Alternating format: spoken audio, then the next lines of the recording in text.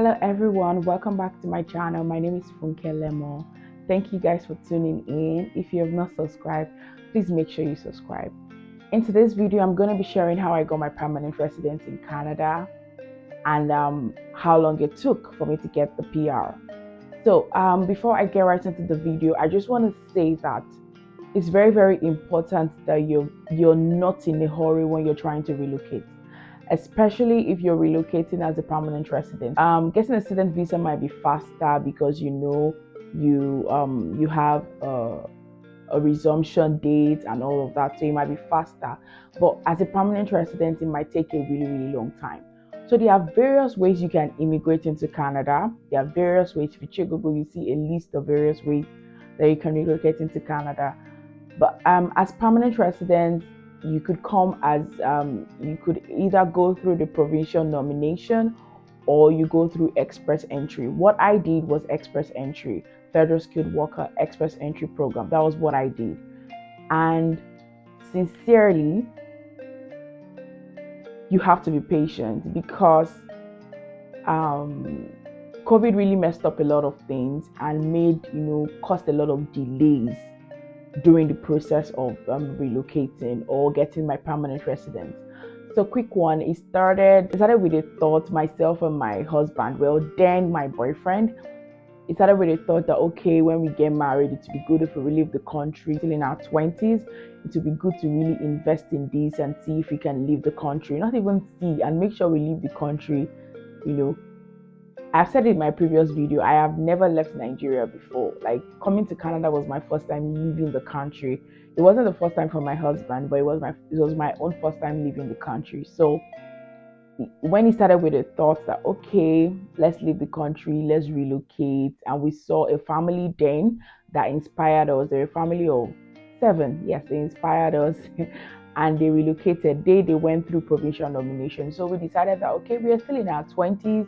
I had a master's degree and I decided, okay, let's give this a try. So we got married, in 2019. And when we got married, it was at the back of our mind that we are leaving the country. We are not, ready to have a child yet, and we are planning to leave the country. And the first thing we did was to do WES, our evaluation of our degrees. I had already finished my master's degree and gotten my certificate as at 2019. I got my degree from Unilorin for masters.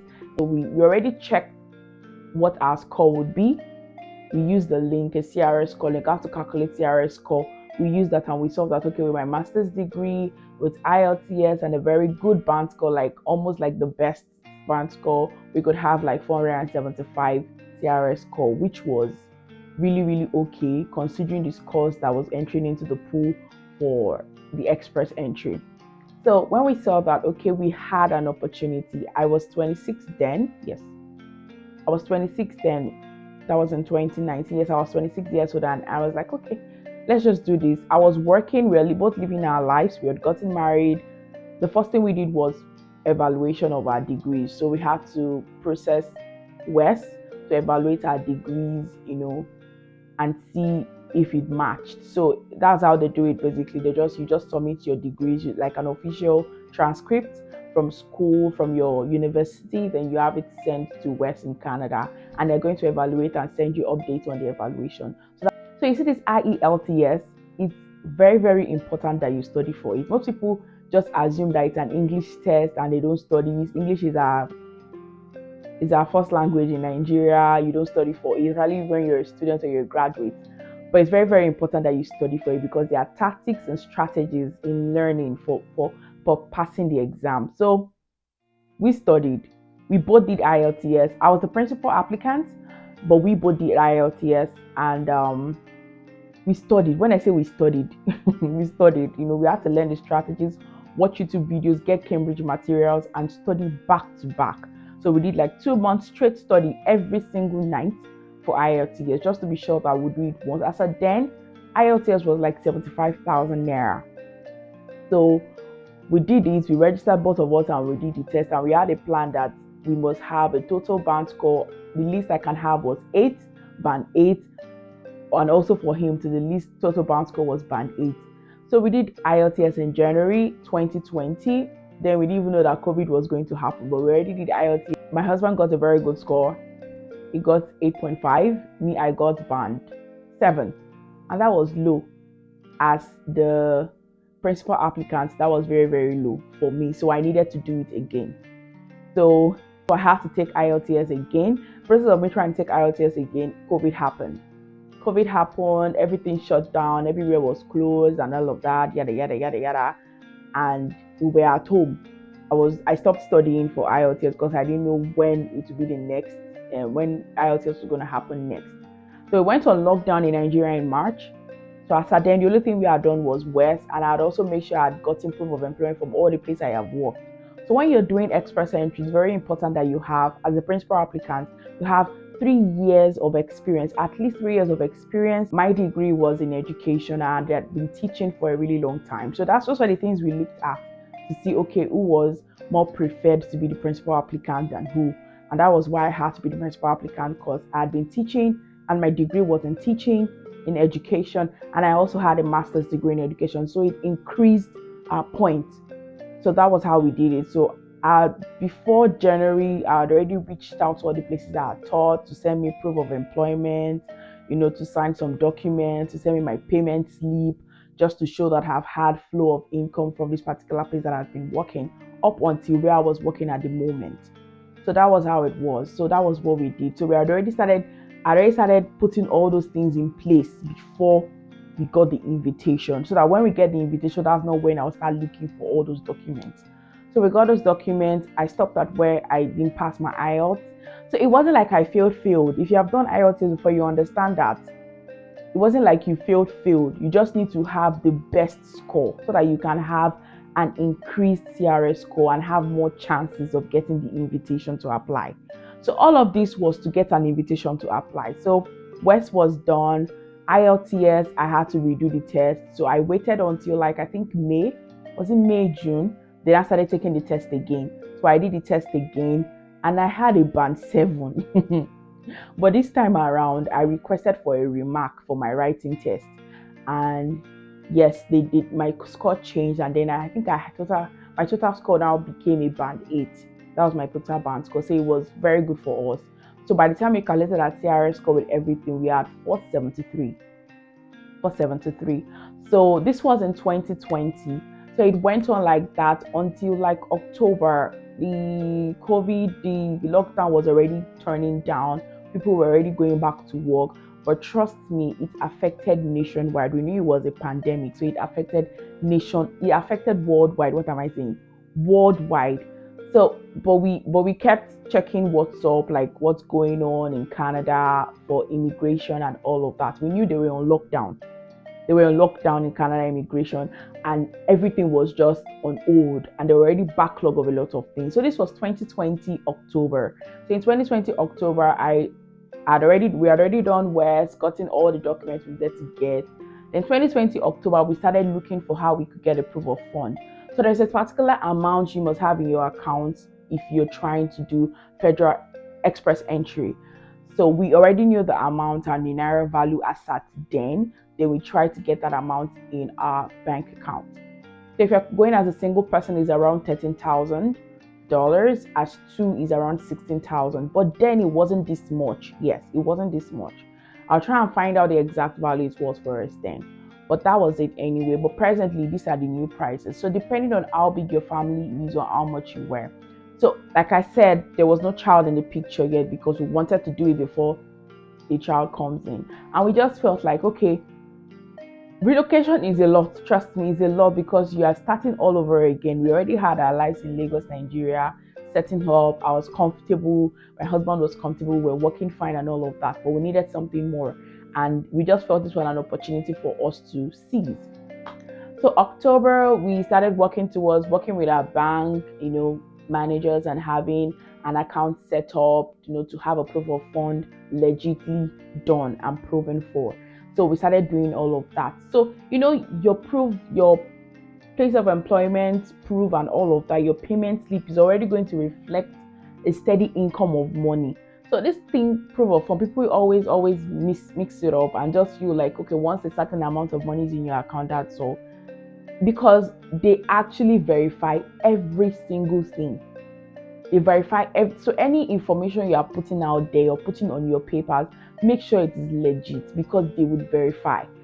Maybe via email, I don't know. They verify every single information that you submit, because they don't want lies. In fact, they even put it right there that whatever information you're sending, make sure it is true and very honest, because they are going to verify each and everything. So we're sure that we had all our paperwork ready. I think in October, last week in October, then there was a pool. There was a pool. Pool wasn't happening for a long time, for like 3 months. It wasn't happening. And even the ones that had happened, they didn't get it was just messed up because of COVID. Trust me, COVID really did a lot of delay. So in October 2020, we then got the invitation. Score, we used to get an invitation of 473. We got the invitation, we were so excited and everything, and they will give you like 60 days to complete the invitation and apply. So you're also going to pay an application fee. Yeah, you pay an application fee too. Yeah, it's all also there. I've forgotten the exact amount, but I'll put it on the screen. We did medicals. Yeah, medicals was another thing. We had to do medicals. There are only 2 hospitals where they do medicals in Nigeria, in Abuja and in Lagos State. So we did our medicals in Lagos State because we're in Lagos. We did the medicals and we submitted everything. We started, everything was just going on well. Then we applied. By the time it was November, end of November, we had already submitted our application, paid everything. This was when we now knew that patience is a virtue and we needed to be patient. It was COVID year and everything got really messed up. So we had to wait for a really, really, really long time. Normally, once you send your application, they will tell you that by 2021, they'll give you a date like by 2021, they gave us a date like on or before 2021 April, we should have gotten a feedback, you understand, on whether we got a permanent resident or we are asked to the golden email to submit our passport and all of that. So the time range is always 6 months. At most 6 months you get it. But COVID made it worse, and it wasn't easy, trust me, because when you already had literally your life on hold and trying to get out of the country, trying to process this, process that, it was, me personally, I gave up several times. I'm not even going to lie. I gave up several times that, I'm not even doing it again. If it come, it come. If it doesn't come, it doesn't come. But we just kept on. Trust me, we kept on. And April came. Okay, April 2021 came. We got an email saying due to the lockdown, due to the pandemic, they cannot tell us when exactly we are going to get the email, the golden email, and there'll be an extension. They didn't even see an exact time, so there was just an extension. So guys, we were there living our lives. I changed my job because I was already even getting frustrated at my place of work. I changed my job, was working somewhere else. We just tried to live our life. We just really tried to live our life. Naira was depreciating, so we couldn't just put money in the account. We had to just live our life. It was really, really tough, but we knew we had an end game in mind and we continued. But all that time we were just, chilling, working, and trying to live our life the best way we can. And that's what I'm saying. You cannot be in a haste when you're trying to relocate, especially when you want to come as a permanent resident. You cannot be in a haste. You have to really take your time. You have to be patient, because you don't know, nobody expected coronavirus, nobody expected a pandemic, and it hit, and the whole world was like on a pause. And we were really affected because that was when we were trying to relocate. So we just kept, reading the news, checking our emails, trying to find what's up, what's going on. As at 2021, end of 2021, we started seeing that the people were beginning to get their permanent residence, the golden email. The progress was increasing. Canada was just gradually coming out of COVID-19, the lockdown. That was at the end of 2021. So it was becoming more hopeful for us that, okay, it's possible something happened by 2022. January 2022, we decided to do a remedical. We did a medicals a year ago, and I think there's an expiration on medicals. I think it's a year or two. So we decided that we're going to do medicals again and resubmit just to update our profile. We already sent the application, so we're already in the pool. We're just waiting for the email to come in and tell us that submit your passport.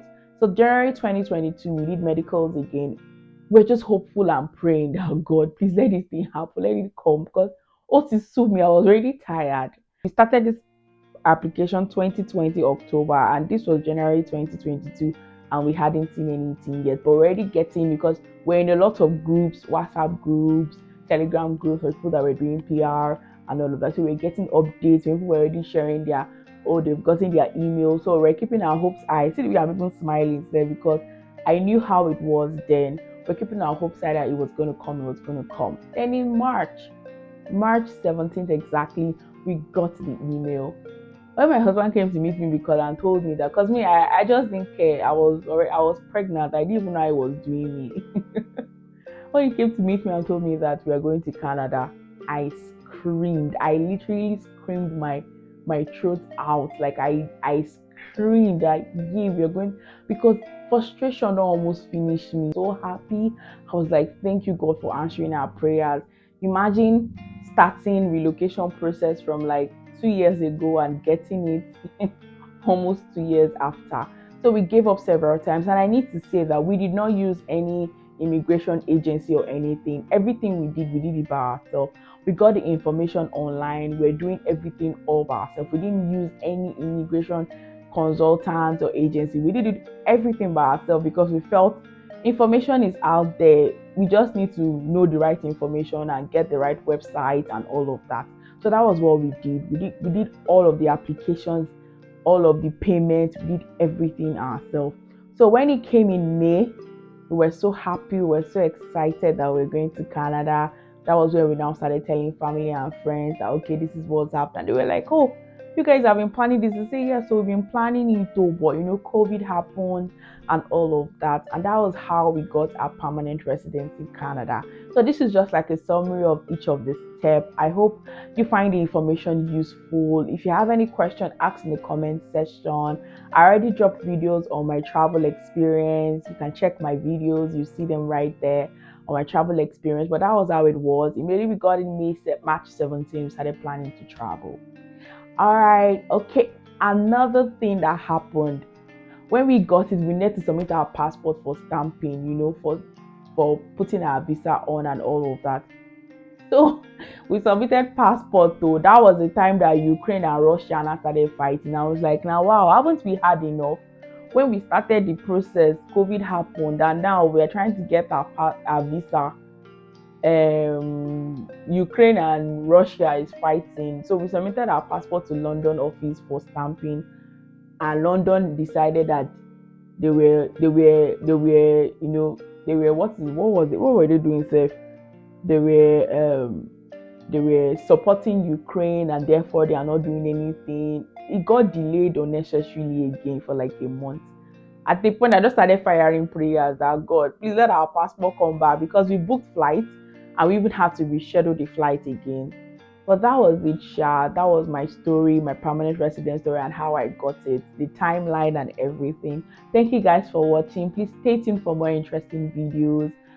Yes, stay tuned for more interesting videos, because I have another video coming up soon. See you guys in my next video.